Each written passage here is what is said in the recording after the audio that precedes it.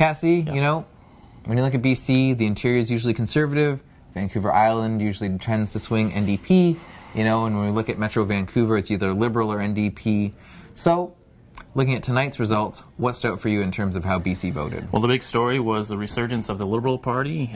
Following the 2011 election, they had been down to 2 seats. Now it seems like they're up to 19, 18-ish. The results are still coming in, so that's a huge story. It's part of the red surge that came starting in Atlantic Canada, ended up in BC. They swept up in a lot of the lower mainland ridings, dominated in Surrey, Vancouver, and actually even surprisingly look like they're going to win in Kelowna. Right, so considering how lopsided this was, is it kind of shocking to see some of those big NDP names not sort of surface with a win? Mira Orick was definitely one that everyone's like, oh, you know, she has a chance, she might make it.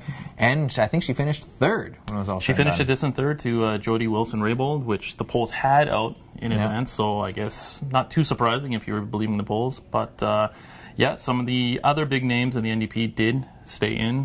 The other part of the bigger story was a lot of the Conservative incumbents were booted out. Some of the big names didn't make it in. The results are still coming in, so it's a little uncertain, but a lot of them looked in trouble. Right. Dianne Watts looks like she will get in, so that might be the one bright spot for the Conservatives. Okay, so let's crystal ball this, and let's end here on Dianne Watts, because that's who everyone's going to be talking about.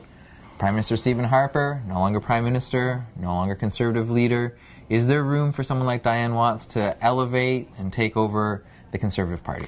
Well, definitely. She would be one of the big names you would imagine they looked for. She was in place to be the BC lieutenant. She will remain the BC lieutenant, I imagine, regardless who steps in. But who knows what's going to happen. I don't imagine it would be too surprising if you see her name thrown in for the leadership contest. All right, well, you heard it here first. For more coverage on the federal election, go to theprovince.com.